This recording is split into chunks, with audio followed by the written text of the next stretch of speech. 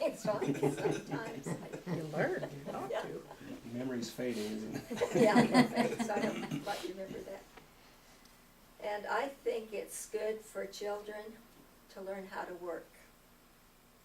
Because I learned how to work and work a lot. And I remember when I was little, I was glad the day of the week when I could stay home, help Mama clean house, and I didn't have to go and work in the fields. Now maybe that sounds crazy to you, but it was good. And of course we didn't have TV, and I loved to read. And so I did a lot of reading, and at nights we would listen to the radio. Emil, my brother, and I used to listen to the ball games. Amos and Andy and a lot of those old things. Then when Jim went away to war during World War II, I really had to work a lot harder on the farm because at that time the government expected people that had farms to produce more goods, and so I did a lot of work with the tractor and besides milking cows and all that stuff. And then as I got older, my parents were anxious that I get a college education because they never had that opportunity. My mother had probably 2 or 3 years of schooling. My father, I don't know about him because in one place it said he had some college training, but I don't really know how that came about. So anyway, I went to Utah State. I would have gone to Pocatello had it been a 4-year school, but it wasn't. So I went down to Logan to Utah. It's called Utah State Agricultural College then. And at that time, which was the fall of '45, the war was getting over, and so the GIs were coming home, and so the campus grew a lot. The enrollment was much larger. And I didn't know what to major in, but my oldest sister, Rena, majored in home economics, so my folks thought that's what I should major in, which I didn't know what I was doing, so I did. And I think that's one of the best things that ever happened to me, was to do that. Then that's about all I've got to say. I went to school, graduated 4 years later, got married in '49, and I was extremely fortunate to be able to find a teaching job near Moscow at 2 towns, Troy and Deary. We lived in Moscow, and your dad went to law school, and he did not have any income whatsoever. There weren't scholarships at those times. He had no money, and we were both so happy that I was working so that he could go to school. And he wasn't in the service, so he had no help from the government that way at all. But we got along really well. And then Gary was born. I taught school 2 years. And then Gary was born. I didn't teach that 3rd year. I stayed home. But we had 2 or 3 part-time jobs to make ends meet that 3rd year, and then we moved. We didn't have a place to move to, but a gal in Soda and her husband, he was in law school. It's Diane Richards. And she said, Ras, why don't you go to Soda Springs? Monsanto opened up last year. And she says, I think it's a good place to go because this is a big, big company, Monsanto is. And they only have one attorney, and he's just so-so. So all of the other graduates had law firms to go into and this and that. We had nothing. So we went to Soda, and neither one of us were overly excited about the town. But anyway, we ended up going. He ran for prosecutor, and he got that. And went on from there. And we lived on Court Street. Craig was born 2 years later after Gary, and Connie came 2 years later after that, and Wayne a year, I don't know how many, 14 months or so. 16 months. 16 months after that. Some of us think it's 2 years, though. And we were struggling still, in a way. I remember your dad saying, I'll just be so happy if I can make $10,000 like Russ Stoker, then we will do okay. What did Russ Stoker do for He them? was a surveyor. He worked on his own. And we raised youth. We lived on Court Street for 10 years, then moved, had a house built on Mountain View Avenue, and I lived, well, we were there for a long time. Moved up there in 62. Then I lived there 36 more years. And we 26, raised you wasn't it? guys the best way we could. Probably didn't do the right things all the time, but we did what we thought was right for your benefits. Gary's smiling, I don't know why. But I substituted off and on all these years and did other things. And then when Gary started school, BYU, I went to work full-time. And I was asked so many times before by 2 different superintendents to please come and teach for us. Can't, I've got too many kids at home.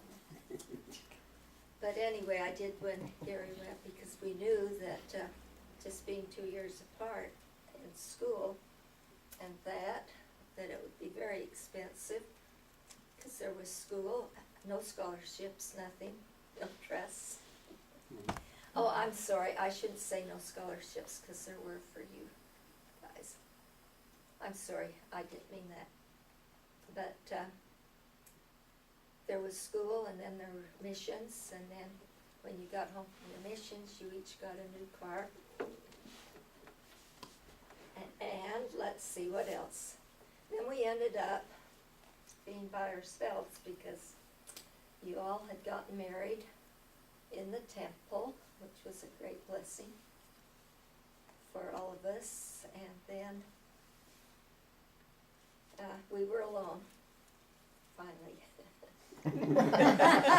There's truth there. And then we drove back to Evanston, because Wayne was graduating from Northwestern. What was it, Pella, whatever. One of the saddest times of my life. It was happy because of his graduation. And the most traumatic thing that has ever happened to me happened back there. And I went into a shock. I know I did physically and mentally. And first thing I was going to do is drive the pickup back to Soda by myself, which I found out wasn't a very good thing to even think about. But anyway, life goes on, and I was ready to call it too, because I had never experienced this before. But between you kids and my doctor, Dr. O'Bray, and my principal and superintendent, they told me I had to teach school. And I said, I can't, I don't want to, I want to quit. I taught 5 more years. And during the 4th year, I decided to sell the house. And it was a big job, because I was there alone, and we had a full basement. When I say full, I mean really, really full. So my plan was to clean one room at a time, which I did. Worked the basement and got rid of all that stuff, or whatever. Started upstairs in another room and got it cleaned, and another one, and so on. And I decided to sell the house and move to this apartment, which I did. And I lived there, I guess, a year, and then I walked to school, because I was just up from Hooper School then. And then Gary and Pam called one day. They were so excited, because there was this house down at Sunland Village that Hubbard's, well, Eileen had talked to me about it before, but you two had gone over to see it, and decided it was probably a good thing for me to do, so that was another big step in my life. The move, the climate when I got down here, not knowing anyone other than family. Connie wasn't here yet, and it was just you two at the time. And then eventually you moved over, and then you moved, I guess, I don't know. Anyway, and so this next year it will have been 20 years since I've been here. And I've seen a lot of changes. I've seen a lot of grandchildren, 20 of them, and now the great-grandchildren are starting. And I think, what did we count, Craig? How many I have, 19 or 20? And 24, I think. There's more, 17 in our family, and then 3 more coming too. What? 3 in ours. How many yours? 24. Anyway, and then And more. counting. Yeah, and Wayne's children haven't started. And so- then, and then I said to Craig, and Wayne hasn't even started yet, so holy cow. But I've had a good life, and I got active in the church, and when I came down here, I moved the 1st of June, and on September the 8th, I think, I went to the temple to say I wanted to work in the temple, which I started then and worked. Well, I worked 8 years altogether, but I'd gone to Salt Lake to this mission, the Family History Mission. And did that, came home, and I had to quit the temple because I was president of the Relief Society and the Sunland Board, and it was all elderly people. And you don't have much help with older people. You have to help them. Had to do it yourself, didn't you? Yeah, I did a lot, yeah. Well, I'm not to brag, but You were the youngest of the group. I was, practically, Yeah. yeah. But through the years since I've lived here, I have lost so many friends, so many good friends and neighbors. And one has Alzheimer now, and one had a stroke, and so I just do the best I can. So what do you do to keep busy now? Well, the last week I've had family. I've been keeping quite busy. I don't know, I started September of '99 on the extraction program. Gary set me up, so I said, the one thing I'd like to do is keep track of how many names I do on extraction. And so, anyway, it's set up, so at the end of the month, of each month, I put in how many names I've done. But now we don't do extraction, we're doing indexing. So how many names were you up to? I don't know, Approximately. approximately, I don't know, over 250,000. Something like that. I'm over that Oh now. my goodness. But the arbitration, which they've asked us to do now, they beg the arbitrators to do that because there's too many, since the magazine came out, the Ensign came out with people to do that work. All of the people are doing the indexing, and most of them didn't read the directions correctly, and they're not done right, so the arbitrators have to go back because you gotta have it right. And they only invite those that are really good to the No, arbitrators. well, it's just certain people that have had experience. I won't say I'm good. No, we don't wanna brag about it, but you have to be good to be an arbitrator. But I don't count that as names, because I've done over 70,000 arbitrations up to now, so. And I used to work about 4 hours a day doing that. And in the past couple of months, I've been doing crochet afghans. Babies. Some great grandkids. That's 24 Afghans later, right? And New Hampshire trips. I've been on that trip with family, which was wonderful, and I've been on quite a few trips, but I'm through tripping. Oh, no, you don't, not so fast. You know, no. Can I ask you a very important question, Norma? Well, you can ask, I don't know if I know an important answer. Who would you consider your favorite son-in-law?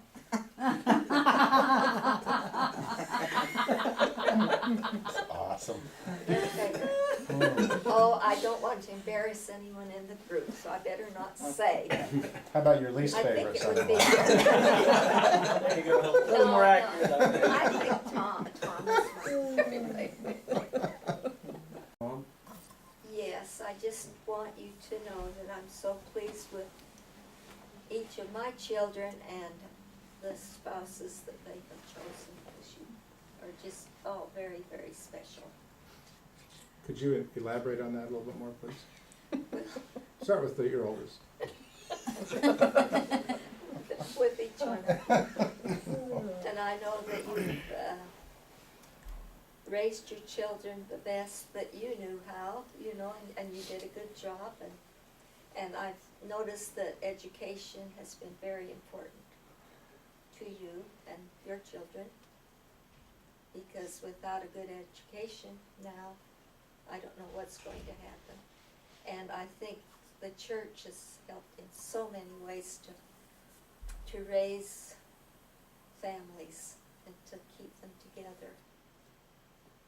And I'm grateful for that, and I'm grateful that I'm a member of the church and for how much it has helped me.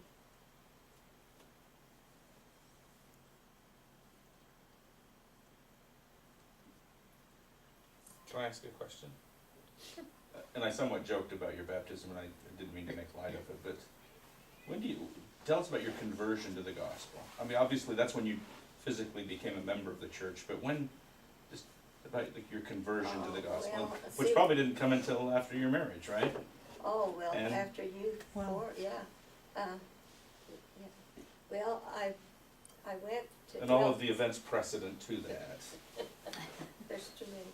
Anyway, I had a little girl, well, all of Clifton was LDS, but our family.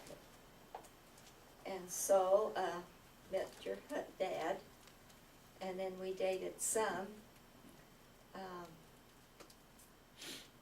When I was a freshman at Utah State, he was down there for 1 year. We dated just a couple, 2 or 3 times. Then he moved back, he went to Moscow because he knew he wanted to go to law school. And anyway, eventually we got together, of course, got married. And he was not active. I wasn't active. And but I felt we were good people and honest, hardworking, and a lot of things, you know. And then when we moved to Soda, we still, of course we weren't active, but Bill Conlon was a good friend of Dad's, and treated him as a good friend, not as, I want to convert you, you know, have you go to church and all this stuff. And Hazel Osborne was so good to me. She was president of the Relief Society at the time, and wanted me to go with it. She'd come and pick me up to go to Relief Society, and I had, I think at the time, 3 little ones. And then sometimes I would take, well, as you got older, I took you to church in the morning. Sacrament was at night. And Gary liked to, he liked to volunteer to give a talk, because every Sunday they'd say, okay, who would like to give a 2.5-minute talk for next Sunday on so-and-so? And no one would raise their hand, but Gary did. So he'd come home and say, Mom, guess what? I have to give a talk. Let's get it worked on. So I'd help him. We started doing that, and went to church, you know. Every time. You'd always come. You and Dad would come. Yeah, we'd go. And the people in, Dick Finlayson was a good, he died a couple of weeks ago. Good person, that, and Laura too, and helped us. They were just good friends. Bishop Smith and his wife were just so wonderful, and you know, you think, well, you gotta force people to join the church or get baptized. That isn't it at all. And so anyway, we started going and then took Project Temple class 2 or 3 times. Anyway, we started to pay tithing, but we couldn't pay the full tithe because there just wasn't enough money, you know. So you know how that goes if you just pay part of tithing. That isn't a full